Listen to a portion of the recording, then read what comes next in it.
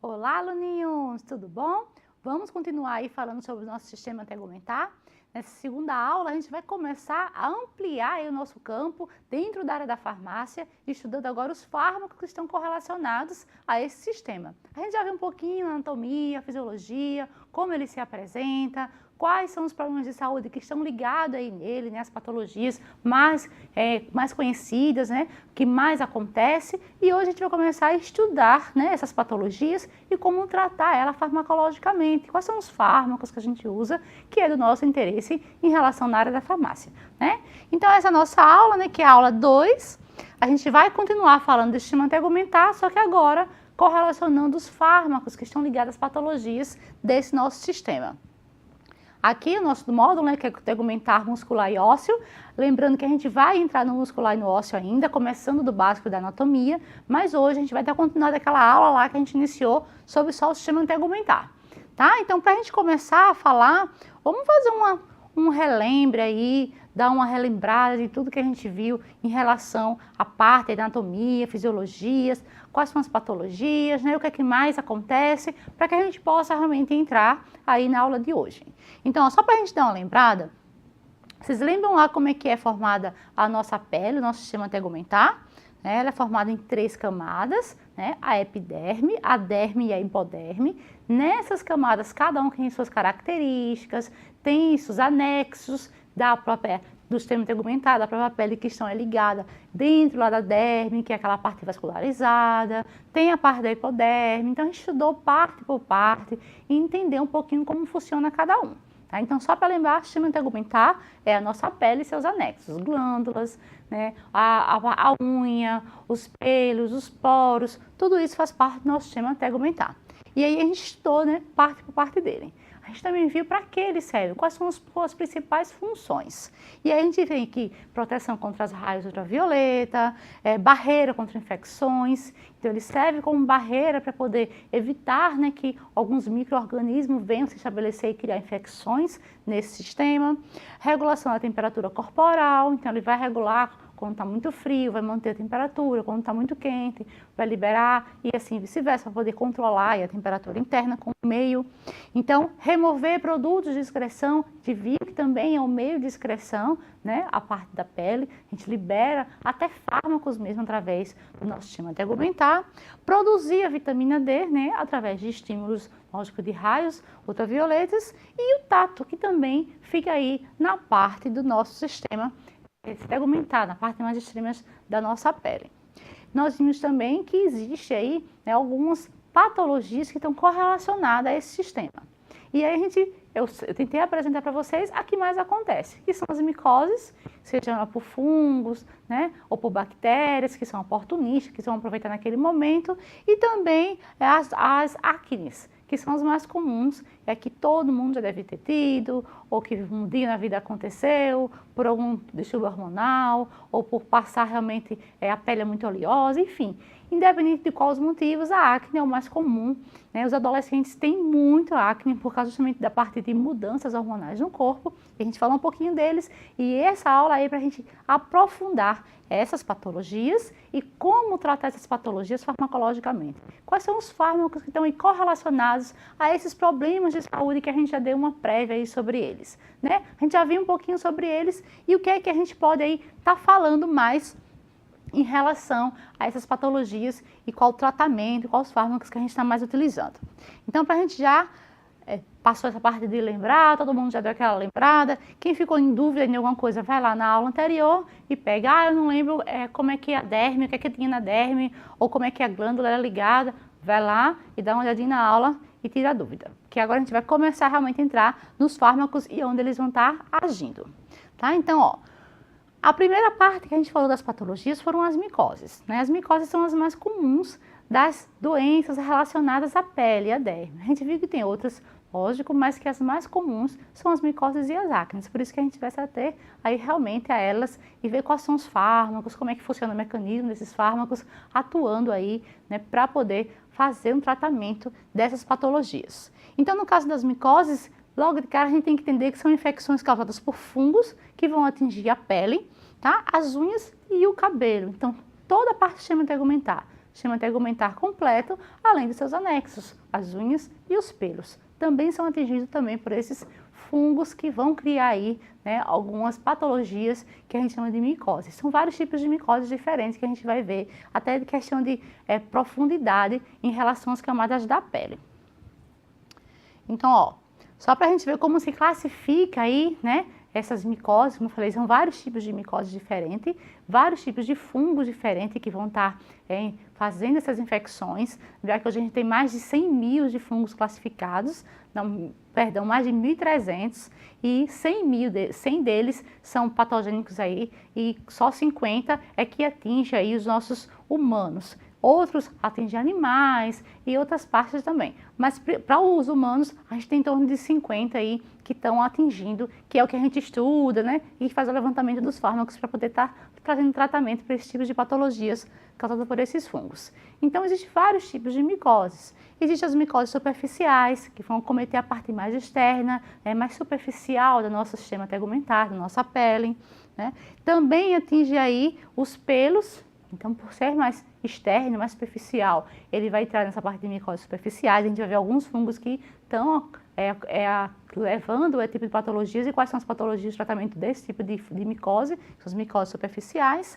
As cutâneas ou dermatófitos, que são os que vão aí entrar, né, através da epiderme, se aprofundando mais nas camadas do sistema tegumentar e também pode invadir pelos e unhas, mas esse aí é mais de dentro para fora, não a parte mais superficial. As subcutâneas, que vão acometer lá na parte da derme já, entrando mesmo no tecido subcutâneo, chegando até passar da hipoderme e atingir até músculos. Então, é algo mais sério, que também a gente vai ver que dessas subcutâneas, muitos vão migrar aí para as micoses sistêmicas, que essa sistêmica, por cair nas correntes sanguíneas, lembra que a derme é toda vascularizada, né? E aí a gente pode ter fungo que consiga penetrar na corrente sanguínea, levando aí a uma micose sistêmica que vai acometer não só ao sistema tegumentar, mas também outros órgãos e todo o sistema interno. Então a gente vai ver que existem fármacos, né, específicos para tratar também esse tipo de micose. E as micoses oportunistas, que são aquelas, né, que aproveitam do indivíduo debilitado. Então, pacientes, principalmente pacientes de UTI, pacientes acamados, né, que já têm imunodepressivos, que tomam medicamentos que fazem com que diminua a imunidade desses pacientes, levam aí esse aparecimento e surgimento de algumas micoses chamadas de micoses oportunistas, que aí a gente vai ver que tem uma que é muito corriqueira, tá? Que a gente também vai ver que é bem comum, né, o caso dessa micose oportunista, e que sim, os tratamentos são com antifúngicos simples que a gente conhece aí no nosso dia a dia. Então, para a gente falar um pouquinho sobre cada um, vamos entender para que a gente possa começar a falar desses tratamentos. Então, ó, os exemplos de micoses superficiais.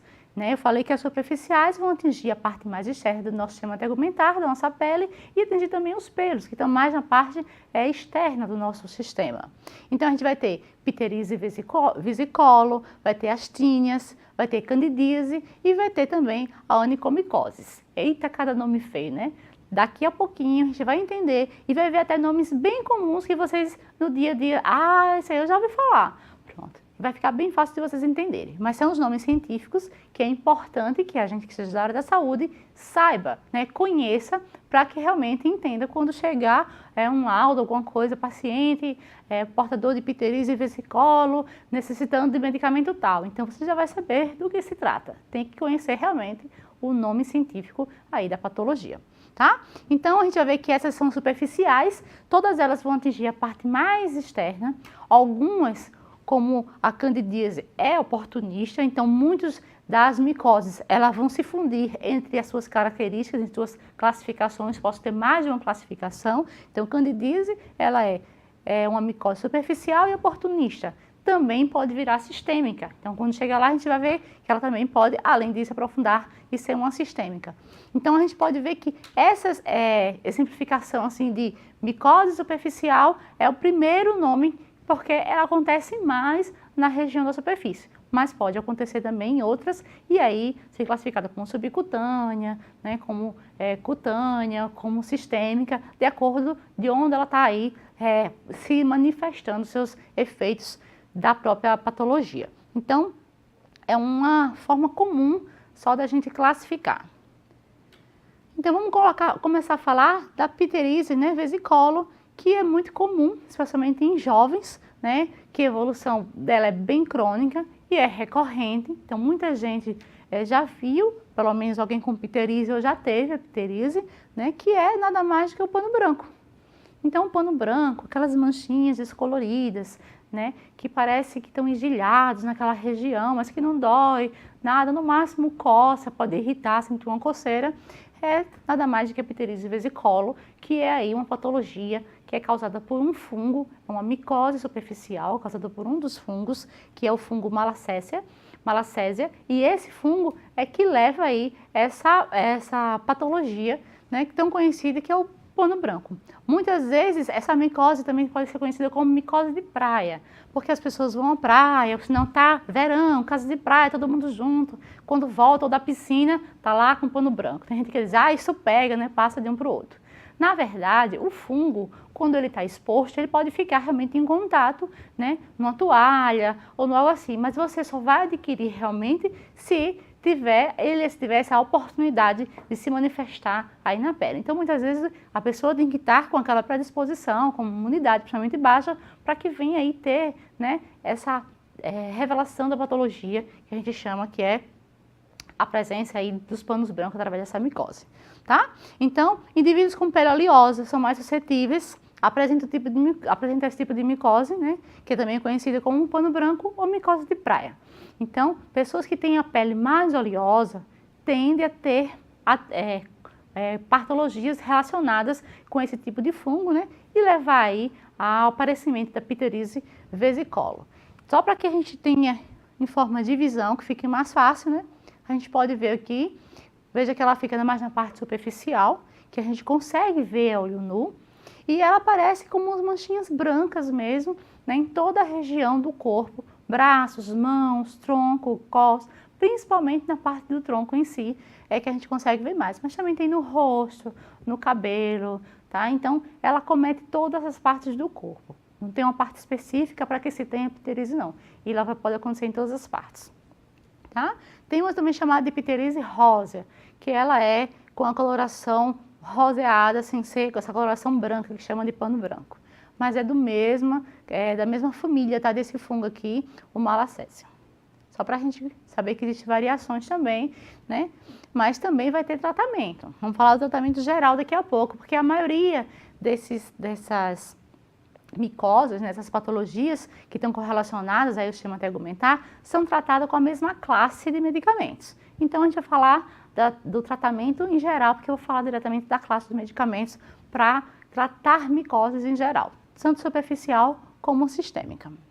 Então, outro tipo que também a gente viu que é classificado como superficial, né, mas que é um tipo de micose também muito comum, nada raro, que causa aí, né, essa doença, né, que é chamada de tíneas ou tinhas, pode também ser chamada, através de um grupo de fungo que veio aí criar, né, veio aí desenvolver esses sintomas patológicos, e eles vivem principalmente através da queratina da pele. Por isso que é superficial. Vamos lembrar lá da aula, quando a gente viu anatomia, né, em relação ao sistema tegumentar.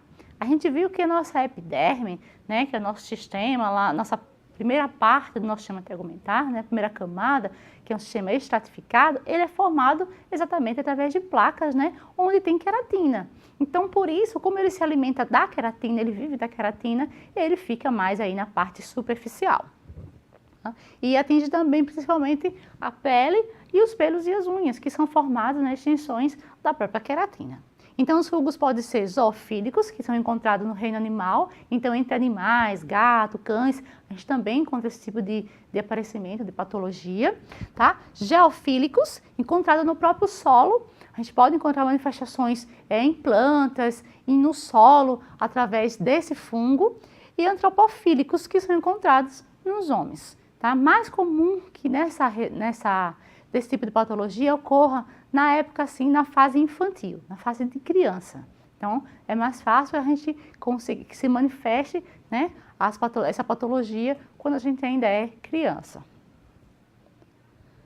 principalmente até por conta do sistema imunológico, que ainda não está totalmente preparado, e aí se manifesta muito mais fácil. Então, a gente pode ver aqui alguns exemplos, também não tem em região específica, mas principalmente nessa região toda dorsal, tá, que aparece mais, ele se manifesta dessa forma.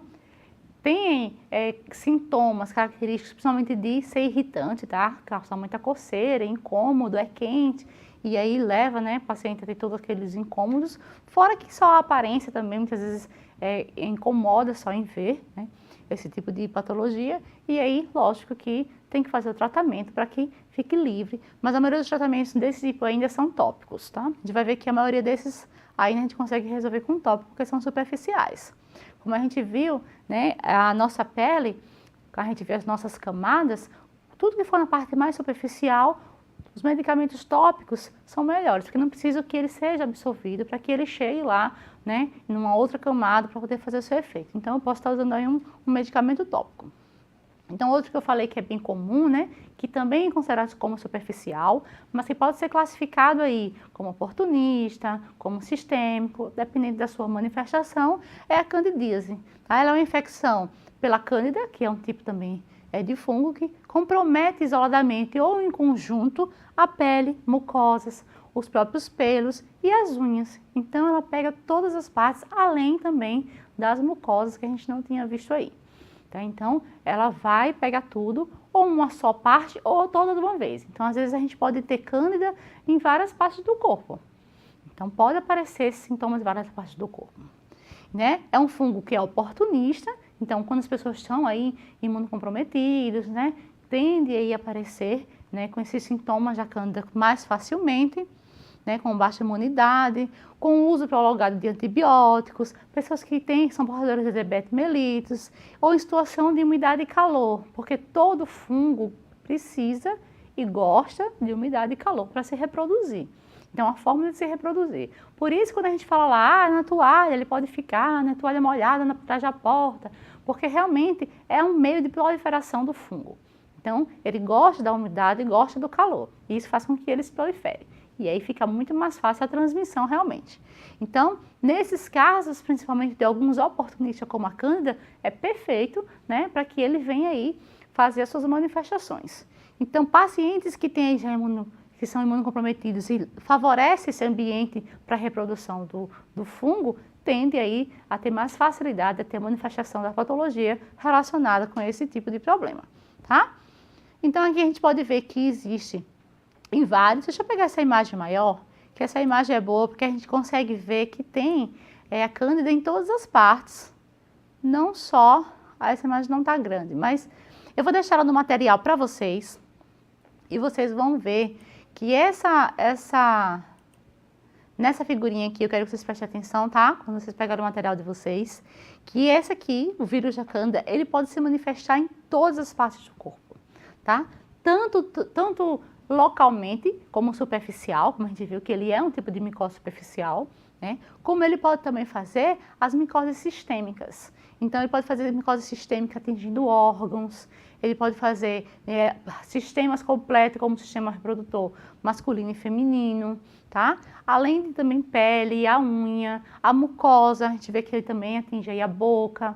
E aí, esse tipo de fungo, por ser um fungo oportunista, muitas vezes a gente desenvolve a cândida tópica apenas. Mas eu estou com uma imunidade muito baixa e eu não cuidei, continuei mantendo a temperatura, tudo como ele gosta para crescer, não estou tratando e ele vai aumentando e pode se manifestar, se estender aí por todas as partes do corpo, tá? Então, a cândida, ela é bem agressiva em relação a isso, porque ela se manifesta aí, né? É uma das que mais acontece em pacientes hospitalizados, tá? E a gente faz um tratamento, na verdade, a maioria das vezes sistêmico para esse tipo de fungo aí, de patologia através desses fungos, através dessa micose, tá? Então, ela pode se desenvolver na boca.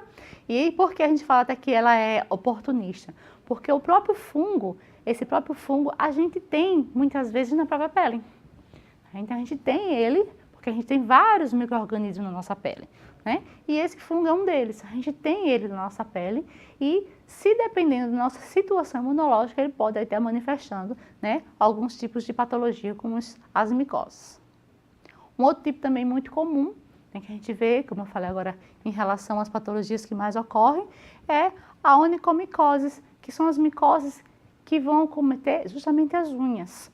Tá? Então, ela tem alteração unguenal, que é vista diretamente, você não precisa fazer exames ou uma lupa, você consegue ver, né, a infecção nas unhas, na parte inguinal, acomete as unhas tanto dos pés quanto das mãos, tá? São raras na infância, ocorre mais na vida adulta, principalmente quando chegam na idade a partir de 55 anos, é o que mais se vê aí, o desenvolvimento desse tipo de patologia, e geralmente a unha se descola do leito, você consegue ver ela aumentar, como se ficasse no popular fofa, né? A gente diz, aquela unha está tão fofa por baixo, como se fosse algo crescendo, que realmente é o fungo ali se proliferando, né? Crescendo e ganhando espaço, fazendo com que aí aquela unha muitas vezes até caia. Então, ele se alimenta daquela queratina e começa a crescer, se proliferar ali, fazendo com que muitas vezes as pessoas até percam aí a unha. Muitas vezes ocorre mudança de forma, mudança da coloração, tá? Então, a gente vê também muito corriqueiro isso em consultórios, é um dos que mais acontece dos fungos e é o que são um dos mais difíceis aí de ser tratado. Tratamento geralmente para fungo de micose de pele, a gente faz 1 mês, 3 meses e acaba. No caso de unha, assim, 1 ano, 2 anos para se ver o resultado aí de um tratamento como esse, tá? E muitas vezes até dependendo da resposta do tratamento, do paciente com o tratamento, da adesão, esse tratamento não é com sucesso e volta aí a ter de novo, tudo de novo com relação a esse fungo. Então, é um fungo realmente muito difícil de você conseguir tratar, tá? Tem que ter realmente muita persistência na adesão ao tratamento desse fungo. E é um fungo que incomoda muito, não só incomoda esteticamente, lógico, como incomoda porque você perde a sua proteção, que a gente já falou sobre as unhas, é a nossa proteção do sistema tegumentar na parte de extremas, tá? Então, aí a gente termina perdendo, muitas vezes perde até a sensibilidade do local. Então, tem todo esse problema. Ela pode ser distal, pode ser proximal ou pode ser simplesmente superficial. Então, às vezes a gente tem um fungo na unha, né? E aí tem que começar a fazer esse tratamento para evitar que acometa e chegue aí a uma situação pior, tá? Aqui está um lado saudável, um lado já acometido, só para que você identifique. Então, a gente viu que todos esses que a gente falou agora, dessas micoses, né, são causadas exatamente por fungos. A parte da cândida, como eu falei, quando ela se desenvolve, que ela é oportunista, além de outras também, como frieira, que a gente não falou aqui, né, mas que também é uma micose, muitas vezes ela junto a esse tipo de manifestação, tá, leva também a outras manifestações, como aparecimentos de infecções bacterianas associadas, que também são bactérias oportunistas que estão ali esperando a vez dela de trabalhar, né? Quero também tirar meu pedacinho. E aí, quando o fungo começa lá a se desenvolver e criar patologia, ela se agarra naquele momento de fragilidade do nosso sistema imunológico e começam a agir também. Então, muitas vezes também é associada a bactérias. Mas, na maioria dos casos, as micoses são totalmente de fungos. Então, por isso que a gente tem que entender, né, qual é a estrutura do fungo e saber onde esses fármacos estão agindo para entender o mecanismo de ação desses medicamentos, que são, lógico, nossos antifúngicos. Então, primeiro, saber que os fungos, eles são formados por células eucarióticas, que não têm mobilidade, eles ficam lá quietinhos, eles não andam, não migram, tá? Não realizam fotossíntese.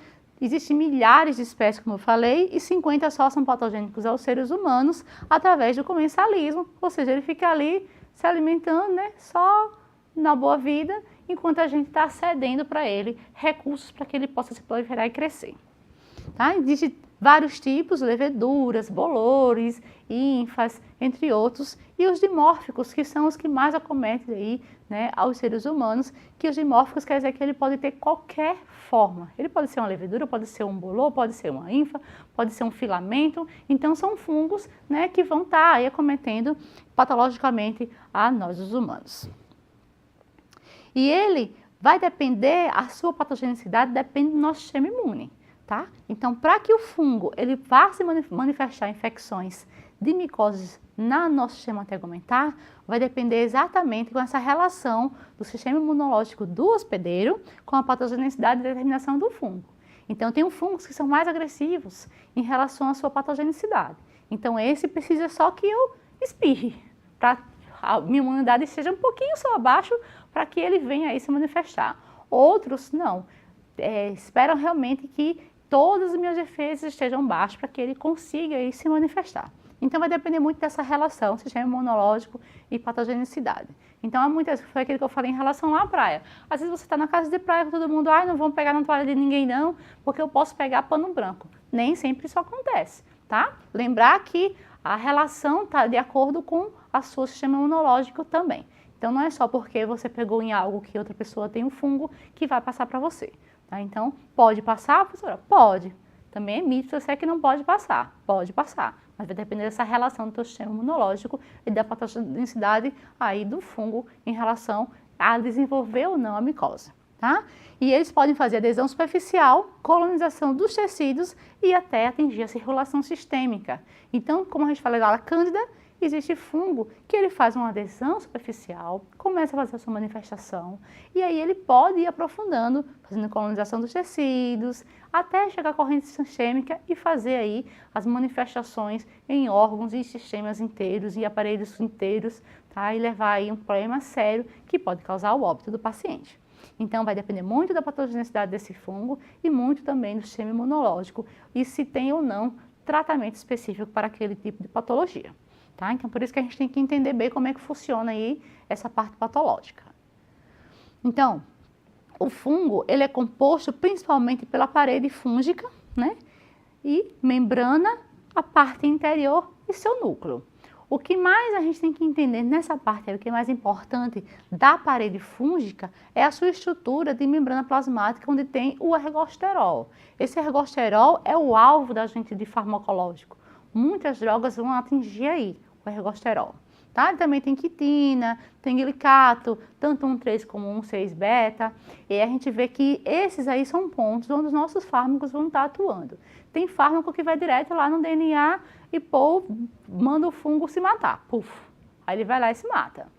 Tá? Então, existem vários tipos de mecanismos que os nossos antifúngicos vão estar utilizando, mas a maioria deles vão estar utilizando aí, tá? Esse ergosterol, que é a parede do nosso fungo. Sem parede, tá? A membrana é muito frágil e aí eles não conseguem sobreviver. Por isso que acabou a parede, os fungos também morrem. Tá? E a gente vai ver que existem alguns que são diretamente para isso, outros fármacos antifúngicos que vão fazer com que eles não consigam se reproduzir. E aí também o fungo vai deixando de existir, aquela micose vai se acabando. Então, os nossos medicamentos, né, que são os antifúngicos, que vão aí acabar com esses fungos, né, a gente falou antes, justamente para poder acabar, né, contra, né, esses fármacos, eles são responsáveis ou por inibir ou pela proliferação ou destruição direta dos fungos. Então, ou eu vou inibir o crescimento dele, ou inibo que ele se prolifere, né, que ele comece a desenvolver, aumentar, ou eu vou lá e simplesmente destruo. Eu vou lá, acabo com ele, ou mando ele mesmo se destruir. Então, existem fármacos que vai ter esses mecanismos aí de ação. É assim que os meus fármacos vão estar atuando. Né? Nessas últimas décadas agora, ocorreu uma preocupação em relação às infecções fúngicas, principalmente porque algumas foram desencadeadas por fatores como o uso descontrolado de antibióticos. Tá? Os antimicrobianos, não é mais segredo para a gente, que hoje eles são aí proibidos, né, de venda. Existe hoje um controle especial, justamente porque existia um uso disseminado dos antimicrobianos e fazia muitas mesmo reações em relação à resistência bacteriana, mas não só bacteriana, também fúngica. Tá? Eles começaram a se aproveitar daqueles momentos, porque o antibiótico ele faz com que baixem nossas defesas. E aí começou a aparecer várias infecções fúngicas, né? Vários outros fungos começaram a manifestar, né, reações no humano devido aí principalmente a esse uso aí de antimicrobiano de forma incorreta. Então, até isso, um uso irracional do medicamento pode estar levando aí, né, a um antifúngico, a um fungo, né, fazer suas manifestações. E a gente vai ver um pouquinho também que existe antifúngico que já vem produzido de uma bactéria. Então, tudo isso também vai influenciar, né, para que ele venha ou não fazer os seus efeitos. Então, ó, eles podem ser tópicos e sistêmicos, então eu posso ter antifúngico tanto tópico como sistêmico, e para que isso me serve? Para facilitar meu meio de administração. Então, eu tenho um fungo que está desenvolvendo nos pelos. Eu vou precisar tomar um remédio? Não, se eu consigo com um tópico fazer com que eu retire, né, aquele fungo, que acabe com aquele fungo, não preciso usar nada que seja mais profundo, que vai minha corrente sanguínea. Até porque tem outras complicações com medicamentos desse tipo, porque ele não vai ser específico só para o fungo algumas vezes. Então ele pode estar atingindo o meu sistema, né, meu orgânico normal, e aí levando a reações adversas. Então, se eu posso usar um tópico para aquele problema, eu uso um tópico. Mas também tem sistêmicos, porque lembra lá da cândida mesmo, ela pode fazer manifestação em todos os tecidos, sistemas, e aí eu vou ter que precisar realmente um que vá fazer essa ação sistêmica. Tá? Então, usado também em pacientes imunodeprimidos como profilaxia. Então, eu tenho pacientes que estão lá internos, que estão debilitados imunologicamente, eu faço antifúngico muitas vezes como profilaxia e também como terapêutica. Eu preciso daquele medicamento antifúngico para tratar tal fungo. E aí, uma terapêutica, para que se possa estar utilizando. Os agentes tópicos são sempre de primeira opção, quando for localizado, lógico, eu não vou estar usando sistêmico, a não ser que realmente eu não tenha ou seja muito resistente, como no caso das infecções de unhas, tá? Onychomycosis, muitas vezes elas são tópicas, mas a gente tem que fazer sistêmico, porque ela é muito difícil, como eu falei, de ser tratada, é uma das mais difíceis de ser tratadas. Infecções generalizadas mais graves, eu sempre, lógico, o sistêmico, para que a gente possa estar combatendo. E aí eu trouxe uma tabelinha, só para que vocês guardem também, de alguns tópicos e alguns sistêmicos. Isso aqui está lá no Formulário Terapêutico Nacional, que vocês podem estar acessando aí na internet.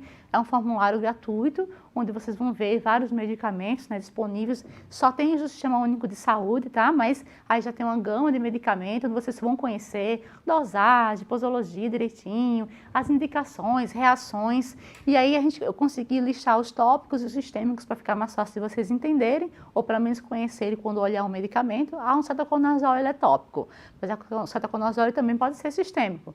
Então, eu posso estar usando para as duas coisas. E aí, eu sei que o miconazol só tem o tópico. E assim, você vai conhecendo um pouquinho aí dos nossos antifúngicos. E saber, né, que de forma geral, como é que é feita aí esse mecanismo de ação. Deixa eu pegar essa imagem maior, porque fica mais fácil de a gente ver esse mecanismo de ação. Tá? Então, ó. Esse é o mecanismo de ação geral dos nossos fungos. E aí, eu vou ter antifúngicos que vão estar atingindo a parede celular, né? Tem que vão estar atingindo as membranas, que é a anfotericina B, que a gente vai falar um pouquinho dela. A síntese de DNA, ou seja, esse vai atingir diretamente lá o núcleo, que é a fucitosina. A gliseofulvina vai atingir o fuso mitótico, evitando com que ele faça a sua reprodução, né, a sua divisão aí, e aí deixa ele se proliferar. E tem os zólicos, né, ou isóis, que são os medicamentos que são a grande maioria dos antifúngicos, e esses vão estar atingindo na parte de inibição de síntese do ergosterol. Lembra que o ergosterol é que vai estar criando lá a parede? Tá? Os que estão em parede e membrana também vão atingir ergosterol. E esses vão inibir a produção desse ergosterol, fazendo com que essa inibição ocorra aí a morte do fungo. Tá? Então, foi só para a gente ter aí essa ideia, né, de como vai funcionar cada medicamento em cada região. Então, quando tiver dúvida, é um cetoconazole. Então, cetoconazole, vem aqui, eu sei que ele vai fazer inibição da parede. Já sei como é que ele mata lá o fungo. Aí o paciente está tomando anfotericina. Eita, a anfotericina, ela vai agir direto na parede. Eita, então eu sei como é que ela já está fazendo a função lá para agir o seu fungo. Tá? Então, é bom que a gente conheça o mecanismo de ação e particularidades de cada antifúngico. Então, começando aí pela anfotericina B. Anfotericina B, gliseofulvina e fluticasona ainda são medicamentos que são bem discutidos, né, em relação ao uso sistêmico desses medicamentos. O porquê? Porque que eles são antifúngicos potentes, porém, eles causam muitos efeitos nocivos para o organismo.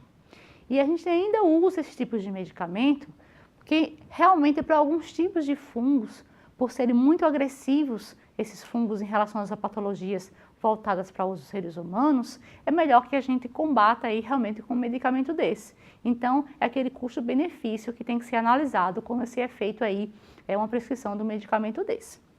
Tá? Então, a anfotericina, ele é um medicamento hoje que é usado apenas em uso hospitalar, a glicerfovina também, e esses medicamentos de uso hospitalar é justamente porque os fungos que são oportunistas nessa região, e os pacientes estão muito debilitados, eles são muito agressivos, e aí a gente tem que fazer uso desses medicamentos que são mais potentes. Então, ele é utilizado como agente causador de micoses profunda, então as micoses que são mais profundas, principalmente as sistêmicas mesmo, tá? A gente usa muito a anfotericina B para esse tipo de paciente. E o que ela faz? Lembra lá que ela vai atingir lá a membrana. E eu falei que ela atingir ergosterol. Ela vai se juntar, se ligar, a anfotericina vem e se liga, como se ela grudasse no ergosterol, puxando ele e causando poros, furos na membrana, fazendo com que esse fungo venha aí a morrer. Então, ele é fungicida mesmo, tá? Ela vai realmente fazer com que o fungo não seja só inibido ou inibido pela progressão, ela vai destruir através de abertura de poros na membrana do fungo. Então, veja que ele é bem agressivo, mas que serve realmente para agressão do tipo de fungo também que seja bem agressivo em relação às suas ações. E, como eu falei, ele é muito nocivo para o organismo, nefrotóxico, ortotóxico, várias formas de trazer problemas para a saúde humana, mas ainda é utilizado porque para esses tipos de fungos tem que ser realmente um combate mais rápido. E aí a gente usa anfotericina, glicerfovina, fluticasona, que também está sendo utilizado aí para combater esse tipo de fungo. Tá? O outro que eu falei que também é usado sistemicamente é o fluconazol. Então, o fluconazol é usado ou para candidíase mucocutânea ou para profilaxia secundária de meningite. Então, profilaxia justamente é secundária, porque junto com aquele antibiótico da meningite eu posso estar usando aí, porque eu sei que naquele paciente que está com meningite, que está fazendo uso de um medicamento antibactericida muito forte, vai suprimir e muitos fungos oportunistas aí como a cândida vai estar se aproveitando naquele momento. Então, muitas vezes se faz secundariamente, né, em conjunto à terapêutica antibacteriana, o fungo aí como um antifúngico aí como o fluconazol. E o que é que ele vai fazer? Lembra lá que todos os óis que eu falei, né, todos os azóis, eles vão estar inibindo, né, esse crescimento do ergosterol, que é o responsável por manter ali a estrutura do nosso fungo. Então, membrana e parede é toda formada por esse ergosterol.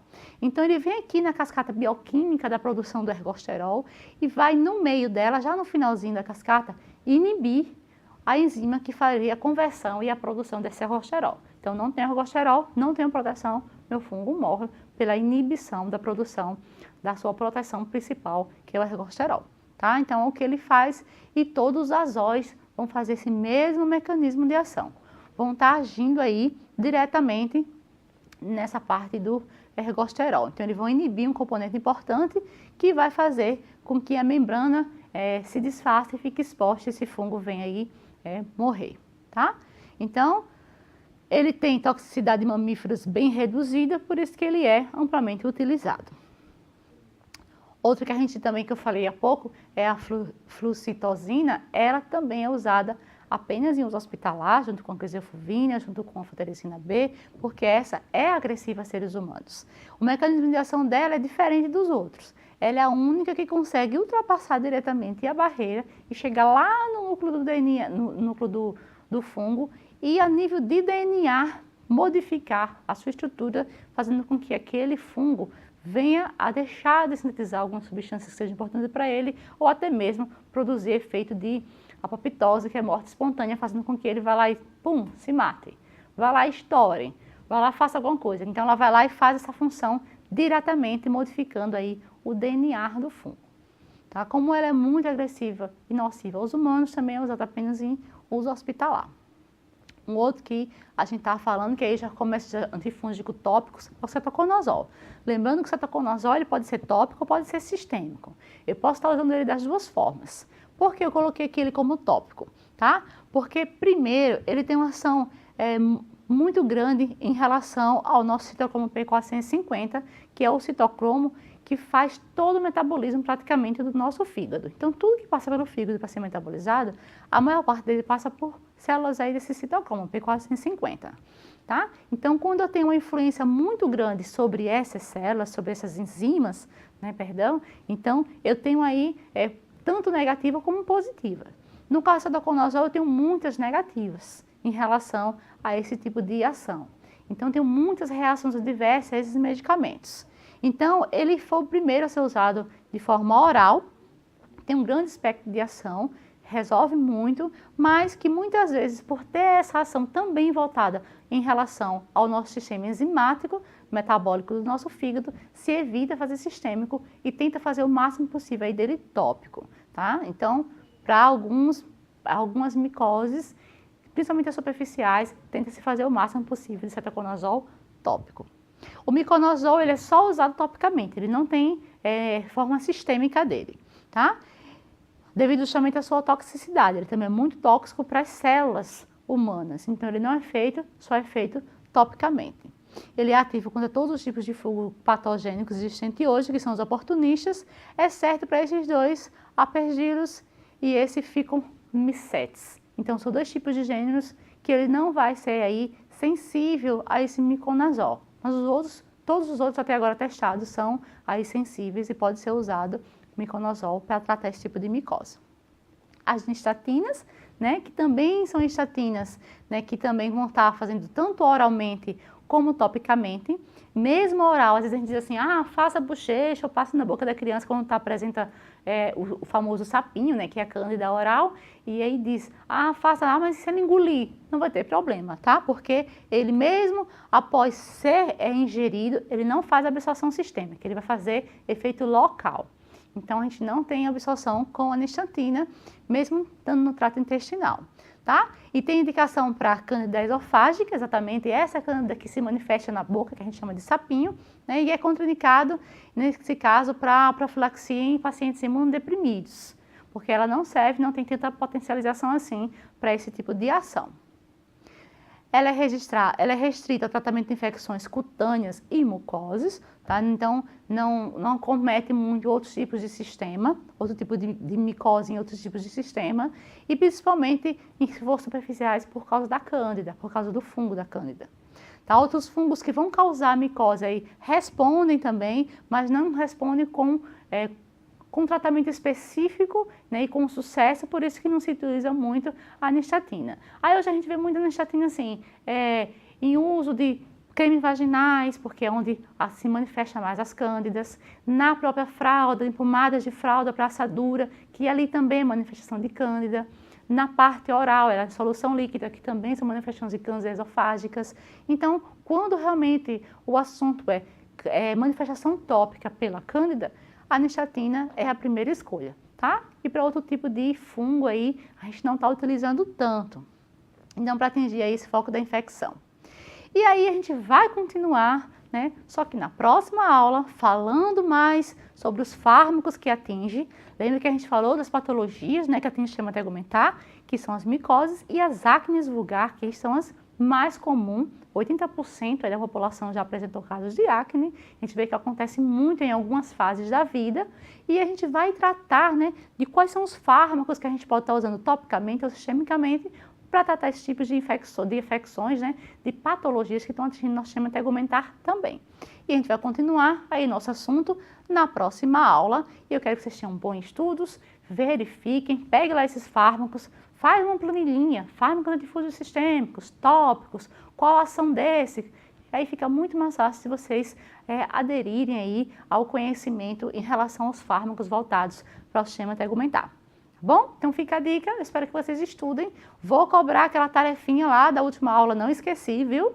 Quero todo mundo fazendo lá nossa maquetezinha de pele do nosso sistema tegumentar.